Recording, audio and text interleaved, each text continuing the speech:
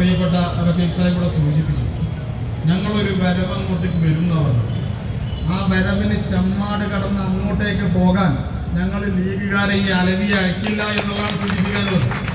മാനിപ്പാടത്തേക്കാണ് പോകണല്ലോ. ഇപ്പൊ കഴിഞ്ഞ ദിവസം അതായത് CP പറയുന്നത് പുഴയ്ക്കെടുത്ത് ചാടേണ്ടി വരുന്ന അപ്പോ നമ്മൾ കഴിഞ്ഞ ദിവസം ഇവിടെ ആരോഗ്യമന്ത്രി വന്ന സമയത്ത് സ്വാഭാവികമായും നമ്മൾ കരിങ്കൊടി കാണിക്കും എന്ന് ഭയപ്പെട്ട് അവർ റൂട്ട് മാറ്റി പോകുന്ന ഒരു സാഹചര്യം ഉണ്ടായി. അതുപോലെ നമ്മളെ ഒളിച്ച് പല വഴിക്കും കടക്കേണ്ടി വരുന്ന സാഹചര്യം ഈ അലവിക്കുണ്ടാവും. അലവി സൂക്ഷിക്കുന്നത് നല്ലതാണ്. തിരൂരങ്ങാടിയിൽ വന്ന് പെരുമണ്ടയിൽ നിന്നും വന്ന് തിരൂരങ്ങാടിയിൽ വന്ന് തൊള്ളി തോന്നിയത് വിളിച്ചു പറഞ്ഞങ്ങ് പോകാം എന്ന് കരുതരുത്. പറഞ്ഞത് പറഞ്ഞു, ഇവിടെ നേതാക്കളൊക്കെ പറഞ്ഞു, ഇതൊരു സൂചന മാത്രമാണ്. ഈ സൂചന എന്നുള്ളത്, ഈ സൂചന കണ്ട് പഠിച്ചില്ലെങ്കിൽ അതിന്റെ രൂപം എന്താകും എന്നുള്ളത് നാട്ടിലെ CPM-കാർക്ക്, ഈ തിരൂരങ്ങാടിയിലെ CPM-കാർക്ക് കൃത്യമായിട്ട് അറിയാം. അതിന് ഏത് രീതിയിൽ നേരിടണം എന്നും ഇവിടെ സൂചിപ്പിച്ചു. സ്വാഭാവികമായിട്ടും മറ്റൊരു പരിപാടി CPM-ന് ഇവിടെ അറേഞ്ച് ചെയ്യണമെങ്കിൽ അതിന് ലീഗുകാരുടെ പെർമിഷൻ എടുക്കേണ്ട സാഹചര്യത്തിലേക്ക് നിങ്ങൾ പോകും എന്നുള്ളതാണ് സൂചിപ്പിക്കാനുള്ളത്. ഞങ്ങൾ അത്തരം സംഗതികളിലേക്ക് കടക്കാറില്ല. ഈ കാർത്തികേയനെ കുറിച്ച് നിങ്ങൾക്കറിയാം എന്നറിയില്ല. പരപ്പനങ്ങാടിയിലെ നിരവധി വിഷയങ്ങളിൽ ഇദ്ദേഹത്തിന്റെ സമരങ്ങളും ഇദ്ദേഹത്തിന്റെ നിലപാടുകളൊക്കെ മുസ്ലിം വിരുദ്ധമാണ്. കേവലം ഇന്നത്തെ മാത്രമല്ല, ഈ പരപ്പനങ്ങാടി പ്രദേശത്തുള്ള ഇഷ്ടംപോലെ ആളുകൾ, അത് മാത്രമല്ല EMS-ന്റെ നേതൃത്വത്തിൽ ഒരു ആശുപത്രി അവിടെ ഉണ്ടല്ലോ, AKG ആശുപത്രി, EMS-ന്റെ നേതൃത്വം, അവിടെ മുഴുവനായിട്ട് മണ്ണിട്ട് നികത്തിയിട്ടാണ് ആ ആശുപത്രി അവിടെ നടക്കുന്നത്. അതിന്റെ പരാതികൾ CPM-കാർ തന്നെ കൊടുത്തിട്ടുണ്ട്. അങ്ങനെയുള്ള സംഭവങ്ങളൊക്കെ ഉണ്ടാകും. അത് മാത്രമല്ല, അവിടെ ഒരു സിദ്ദീഖിന്റെ പേരിൽ നമ്മുടെ മാനിപ്പാടത്ത് തന്നെ അവരുടെ നേതാവാണ് അദ്ദേഹം. ആ നേതാവിന്റെ പേരിലുള്ള ഓഡിറ്റോറിയം അനധികൃതമാണെന്നും അത് പൊളിച്ചു നീക്കണമെന്നും പറഞ്ഞ് നഗരസഭ കത്ത് കൊടുത്തിട്ടുണ്ട്. അതിന്റെ ചെയർമാനാണ് ഈ ഇരിക്കുന്നത്. അവിടെ ഇത്ര രൂപ പിഴയും അവർ കിട്ടുന്നുണ്ട്. അതൊക്കെ അവിടെ നിലനിൽക്കെ ദാറുൽ ഹുദക്കെതിരെ നടത്തിയ സമരം, അത് ഈ സമരം എന്നുള്ള നിലക്ക് മാത്രം ഞങ്ങൾ അവസാനിപ്പിക്കണം. ഈ അവസാനിപ്പിക്കും എന്ന് പറഞ്ഞത് അത് ഒരു ബലഹീനതയായി കാണേണ്ടതില്ല. ഏത് രീതിയിലും ഇവിടെ ഇങ്ങനെ ഈ തിരൂരങ്ങാടി മുനിസിപ്പാലിറ്റിയുമായി ബന്ധപ്പെട്ട് മണ്ണ് മാഫിയക്കാരുടെ ലിസ്റ്റ് ഒന്ന് എടുത്തു. മണ്ണ് മാഫിയക്കാരുടെ ലിസ്റ്റ് എടുത്തപ്പോൾ ആദ്യം പേര് വരുന്നത് ഈ അഡ്വക്കേറ്റിനാണ്. അഡ്വക്കേറ്റിന്റെ അഞ്ചനും കൂടിയാണ് ഈ തിരൂരങ്ങാടി മുഴുവൻ പറമ്പാക്കിയിട്ടുള്ളത്. അദ്ദേഹത്തിന്റെ നേതൃത്വത്തിൽ കരാറെടുത്ത് തീർത്തതാണ് കുറെ കാലം. അദ്ദേഹത്തിന്റെ ജോലി തന്നെ അതായിരുന്നു.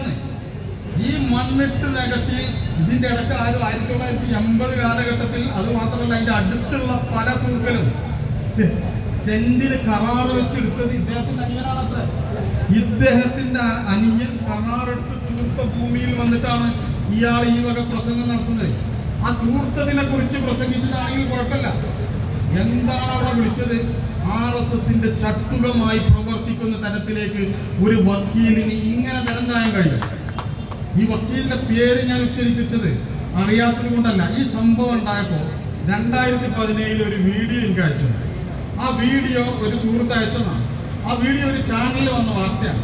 ആ ചാനലിലെ വാർത്ത എന്താ വെച്ചാൽ, ഒരു പ്രവാസിയായ വ്യക്തിയെ അയാൾ വർഷങ്ങളോളം ഗൾഫിൽ പണിയെടുത്ത് ഉണ്ടാക്കിയ പണം തട്ടി.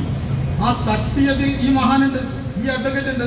അതായത് വെള്ളാർപ്പാടം കണ്ടെയ്നർ ടെർമിനലിൽ ബിസിനസ് ആരംഭിക്കുന്നുണ്ടെന്ന് പറഞ്ഞ് അദ്ദേഹത്തിന്റെ സമ്പാദ്യം മുഴുവൻ തട്ടിയെടുത്ത വ്യക്തിയാണ് ദാറുൽ ഹുദക്കും പ്രിയപ്പെട്ട നദീബിക്കുമെതിരെ ഇല്ലാത്ത ആരോപണങ്ങളും അതുപോലെ തന്നെ മറുപടിയും പറയാൻ വന്നിട്ടുള്ളത്.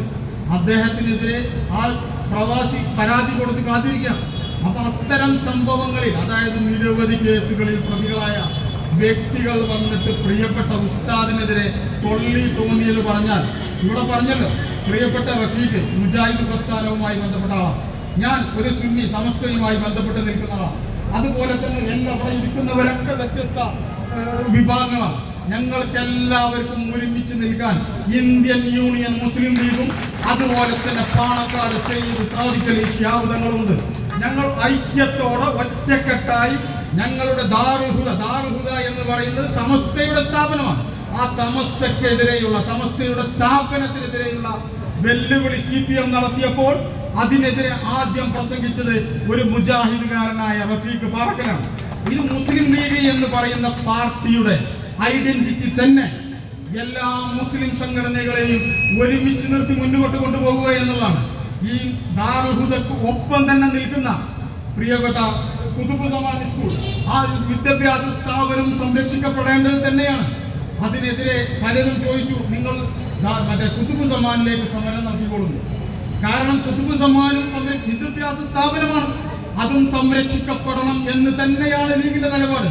അല്ലാതെ അത് നശിപ്പിക്കണം എന്ന് ഒരു മുസ്ലിം ലീഗുകാരനും അങ്ങനെ ഒരു ഉദ്ദേശമില്ല. CPM-കാരൻ പറഞ്ഞത് ഞങ്ങൾ ദാറുൽ ഹുദയിലേക്ക് നടത്തിയതുപോലെ നിങ്ങൾ കുതുബ് സമാനിലേക്ക് നടത്തിക്കൊള്ളും എന്നാണ് പറയുന്നത്. എന്നാൽ അങ്ങനെ ഒരു ഉദ്ദേശം ഞങ്ങൾക്കില്ല. അവരും ഞങ്ങളുടെ സഹോദര സ്ഥാപനം തന്നെയാണ്, അതിനെയും ഞങ്ങൾ സംരക്ഷിക്കും എന്നുള്ളതാണ് സൂചിപ്പിക്കാനുള്ളത്. അതുകൊണ്ട് തന്നെ ഈ അതേസമയം അവിടെ നിരവധി ബിസിനസ് സ്ഥാപനങ്ങളുണ്ട്. ഈ പറയുന്ന CPM-ന്റെ നേതാവായ ആ നേതാവിന്റെ പേരിലുള്ള ഗ്രീൻലാൻഡ് ഓഡിറ്റോറിയം ഉണ്ട്. അതേപോലെ തന്നെ ഈ പുഴയിലേക്ക് ചേർന്ന് തന്നെ ഇവിടുത്തെ ഒരു ഏരിയ നേതാവുണ്ട്. ഏരിയ ഉണ്ടല്ലോ, ആ ഷാഫിന്റെ ബ്രാഞ്ച് സെക്രട്ടറിയുടെ അവിടെയുള്ള കെട്ടിടം പൊതുവഴി കയ്യേറിയിട്ടുള്ളതാണ്. അത് CPM-കാർ അറിഞ്ഞിട്ടില്ലെങ്കിൽ നിങ്ങൾക്ക് അന്വേഷിക്കാം. അവിടെ ഒരു വെള്ള പെയിന്റ് അടിച്ച 3 നില ബിൽഡിംഗ് അവിടെ ഉയർന്നിട്ടുണ്ട്. അത് നിങ്ങളുടെ ബ്രാഞ്ച് സെക്രട്ടറിയുടേതാണ്. ആ സെക്രട്ടറിയുടെ കയ്യേറ്റത്തിൽ ഇതുവരെ നമ്പർ കിട്ടിയിരുന്നത് വരെ സംശയമാണ്. അതായത് പുഴയിലേക്കുള്ള വഴി കയ്യേറിയിട്ട് കെട്ടിടം നിർമ്മിച്ചിട്ട് ദാറുൽ ഹുദക്കെതിരെ കുതിര കയറണത് അത് എങ്ങനെ അനുവദിക്കാൻ കഴിയുക? അത് മാത്രമാണോ? അവിടെ ഹൈലൈറ്റ് മാളിന്റെ നിർമ്മാണം നടക്കുന്നുണ്ട്. ഈ മാളിന്റെ നിർമ്മാണത്തിനൊന്നും നമ്മൾ എതിരായിട്ടല്ല. പക്ഷെ ഈ വയൽ നികത്തി നിർമ്മിക്കുന്ന സംഗതികൾ പറയുമ്പോൾ എന്തുകൊണ്ട് ദാറുൽ ഹുദ മാത്രം? എല്ലാ സ്ഥാപനങ്ങളും അങ്ങനെ തന്നെയല്ലേ? അതുകൊണ്ടാണ് ഈ വിഷയത്തിൽ കൂടുതലായിട്ട് ഒന്നും പറയുന്നില്ല. വളരെ മാന്യമായിട്ട് സംസാരിച്ച് കാര്യങ്ങൾ പ്രിയപ്പെട്ട മജീദ് സാഹിബൊക്കെ ഇത്രത്തോളം ഗൗരവത്തിൽ സംസാരിക്കുമെന്ന് ഞാൻ പ്രതീക്ഷിച്ചല്ല. അപ്പോൾ മജീദ് സാഹിബിനേക്കാൾ മറികടന്ന് ഞാനൊരു അഭിപ്രായം കൂടുതലായിട്ട് പറയുന്നത് ശരിയല്ല. ഇവരൊക്കെ പറഞ്ഞ പോലെ തന്നെ ഇനിയും ഒരു പരിപാടി ഞങ്ങളെ കൊണ്ട് വെപ്പിക്കരുത് എന്ന് മാത്രമാണ് ഇപ്പോൾ സൂചിപ്പിക്കുന്നത്. ഈ പരിപാടി എന്നുള്ളത് പൊതു സ്റ്റേജ് കെട്ടിയിട്ടുള്ള പരിപാടികളായിരിക്കില്ല. നിങ്ങളൊക്കെ മണ്ണിട്ട് നികത്തിയ നിങ്ങളെ വീടിന്റെ അടിത്തറയടക്കം ഞങ്ങൾ മാറ്റുന്ന അവസ്ഥയിലേക്ക് നിങ്ങൾ പോകരുത് എന്ന് മാത്രം സൂചിപ്പിച്ചുകൊണ്ട് ഞാൻ അവസാനിപ്പിക്കുന്നു. നന്ദി, നമസ്കാരം.